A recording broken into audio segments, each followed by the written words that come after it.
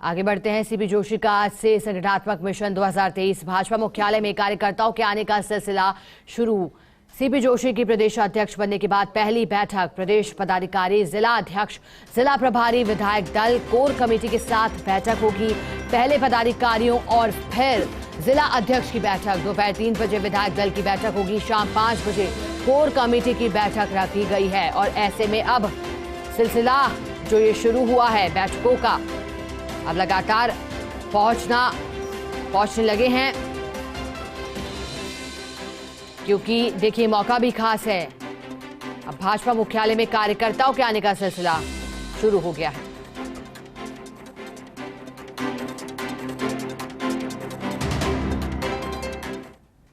देखिए आज तो टीम के साथ परिचयात्मक बैठक है, सब लोगों के साथ बैठेंगे, आगामी कार्य योजना पर चर्चा करेंगे और बाकी जो भी होगा शाम को आपसे वापस रूबरू होंगे। देखिए आज एक बार टीम के साथ बैठेंगे, फिर प्रमुखता से आज आगामी कार्य योजना को लेकर बैठेंगे। सबसे परिचयात्मक बैठक भी होगी और आगामी कार्य योजना पर चर्चा होगी। देखिए अभी सब धीरे धीरे आपको पता चलेगा। ये विधायक दल की बैठक होती है और जो पार्टी के विधायक होते हैं वह नेता का चयन करते हैं और हम लोग केंद्रीय नीति से चर्चा भी करते हैं।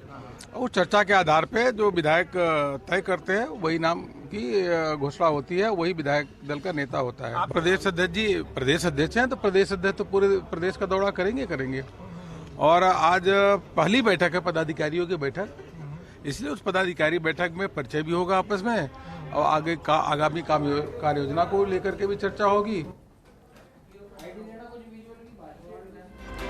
देखिए जिस तरह से संगठनात्मक मिशन 2023 जिस तरह से मीडिया से मुखातिब होते हुए सीपी जोशी ने कहा कि आगामी योजना को लेकर रणनीति यहां तय की जाएगी।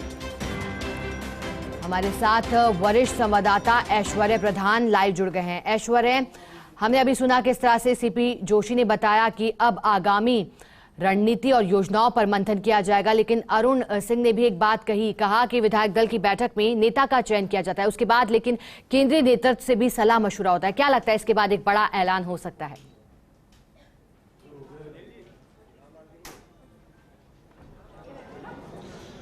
देखिए अभी की जो बैठक है ये बैठक इसलिए महत्वपूर्ण है कि सीपी जोशी ने प्रदेश भाजपा संगठन की कमान संभाली है। ऐसे में तमाम पदाधिकारियों, जिले के प्रभारियों, जिला अध्यक्षों सभी से संवाद करना लाजमी हो जाता है। उनके साथ संवाद करना, उनको आगामी कार्यक्रमों की जानकारी देना और उस दौरान आला कमान के दूत अरुण सिंह की मौजूदगी होना, ये साफ तौर पर जाहिर करता है कि अब ज्यादा वक्त नहीं लगेगा और भी दूसरे फैसले करने में, जिनमें की नई टीम बनाने से लेकर अन्य फैसले। कुछ नेता ऐसे हैं, कुछ पदाधिकारी ऐसे हैं जो चुनाव लड़ना चाहते हैं, तो ऐसे पदाधिकारियों को अब संगठन में उनकी जगह दूसरे लोग भी ले सकते हैं। यह पहली खबर। दूसरी खबर, कोर कमेटी की बैठक। कोर कमेटी की बैठक महत्वपूर्ण इसलिए है कि इस कोर कमेटी की बैठक में पूर्व में लिए गए फैसले और जिन बड़े नेताओं की एंट्री अब भाजपा में होनी है उनकी बातें और आगामी रणनीति को लेकर चर्चा, जिनमें सबसे पहले अमित शाह का राजस्थान में आने का कार्यक्रम है।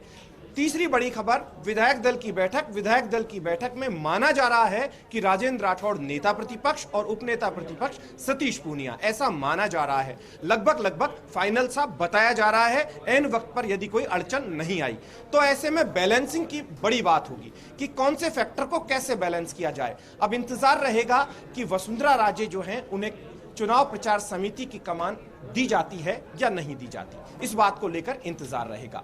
फिर ओवरऑल अगर इन तमाम फैसलों की बात करें तो बैलेंसिंग को लेकर संगठन ध्यान देगा, क्योंकि सीपी जोशी के अध्यक्ष बनने के बाद में कई तरीके की सियासी, जातिगत और क्षेत्रवार बैलेंसिंग की जाती है, वो बैलेंसिंग की जाएगी।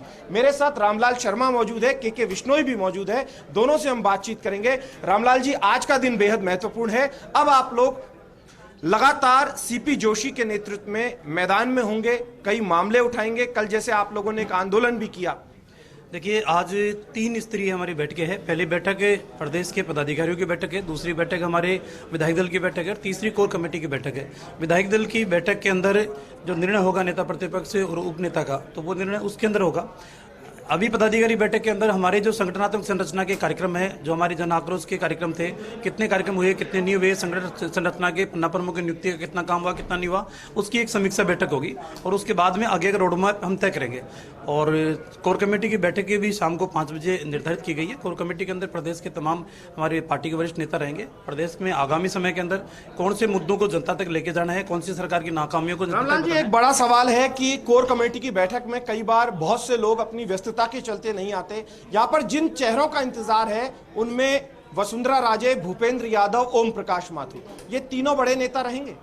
निश्चित रूप से सभी को आमंत्रण दिया गया है और समय के अनुकूलता के आधार के ऊपर सभी जो हमारे कोर कमेटी के मेंबर हैं वो कोर कमेटी की बैठक के अंदर मौजूद रहेंगे। गजेंद्र सिंह शेखावत, अर्जुन मेघवाल, निश्चित रूप से सभी को बुलाया है। अब समय अभाव उनके कार्यक्रम अगर पहले से तय है या पारिवारिक व्यस्तता है उनकी, वो बात अलग है। बाकी निमंत्रण सभी कोर कमेटी के सदस्यों को दिया गया है। कार्यकर्ताओं में मारवाड़ क्षेत्र में किस तरीके का रिस्पांस देखा जा रहा है? आप उस क्षेत्र से आते हैं, विश्नोई समाज से हैं आप, तो ओवरऑल अगर देखा जाए तो प्रदेश अध्यक्ष अब नया है। देखिए, प्रदेश अध्यक्ष जी का बहुत ही भव्य स्वागत अलग अलग गांव के अंदर फटाके छोड़ करके, ढोल बजा करके, बहुत ही अच्छा ये एक पार्टी की व्यवस्था है और नए प्रदेश अध्यक्ष का बड़े ही धूमधाम से कार्यकर्ताओं ने स्वागत किया है। नारायण जी भी मेरे साथ है। किस तरीके से आप लोग अब मैदान में जाओगे, संगठन से जुड़े हैं आप?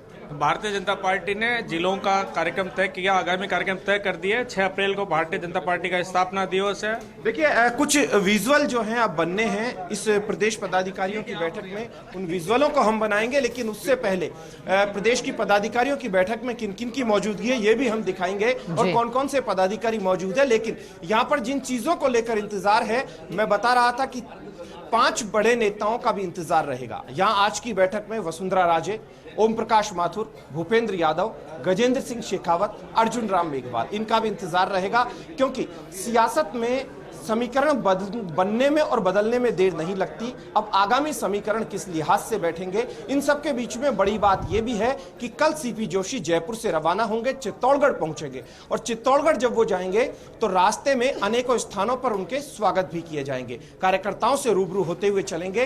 तो ये भी तय मानकर चलिए कि ये स्वागत सम्मान कल उनकी मूल जो धरती है, जहां से उन्होंने अपनी राजनीति का कखरा सीखा और जहां से वो संसदीय क्षेत्र के सांसद बने चित्तौड़ के, तो उस क्षेत्र में स्वागत सम्मान और बधाइयों के बाद उनके दौरे शुरू हो जाएंगे। इस वक्त की बड़ी खबर यही कि अरुण सिंह ने कह दिया है कि राजस्थान भर में वो दौरे करेंगे अभी थोड़ी देर पहले। अब हम वो तस्वीरें भी दिखाएंगे, विजुअल भी दिखाएंगे कि क्या कुछ आज बैठक में कौन कौन मौजूद रहते हैं और अंदर क्या कुछ मैसेज दिया जाता है। इस बात को लेकर भी इंतजार तमाम कार्यकर्ताओं को रहेगा। लेकिन आज का दिन महत्वपूर्ण इसलिए भी, हालांकि अब विधानसभा सत्र नहीं है, लेकिन नेता प्रतिपक्ष का फैसला और नेता प्रतिपक्ष किसी के बनने से सियासी गुणा और भाग है वो भी निकाले जाते हैं, क्योंकि सियासत में बैलेंसिंग बेहद महत्वपूर्ण होती है। तो मैं थोड़ी देर पहले कह रहा था कि क्षेत्र को बैलेंस किया जाता है, जाति को बैलेंस किया जाता है, नेता को बैलेंस किया जाता है। इन तमाम चीजों को बैलेंस करने के बाद आगामी चुनाव की तैयारियां की जाती है। और अमित शाह का, नरेंद्र मोदी का और जेपी नड्डा के दौरे भी होंगे। हालांकि जब कर्नाटक चुनाव है तो हो सकता है 1-2 दौरे हों, लेकिन कर्नाटक चुनाव के बाद राजस्थान में तमाम प्रमुख नेता डेरा भी डालेंगे और यहाँ पर दौरे भी होंगे। लेकिन यहाँ पर कांग्रेस खेमे में और तीसरा जो मोर्चा है उस खेमे को लेकर भी इंतजार है कि उन खेमों में क्या कुछ खलबली मचती है और कौन छोड़कर जाता है, कौन आता है, कौन किसके साथ जुड़ता है, उस चीज का भी बीजेपी को इंतजार रहेगा। बिल्कुल ऐश्वर्य, मान सकते हैं चुनावी बिगुल का सायरन यहाँ बज गया है। बहुत शुक्रिया आपका हमारे साथ जुड़ने के लिए और पूरी बातचीत के लिए।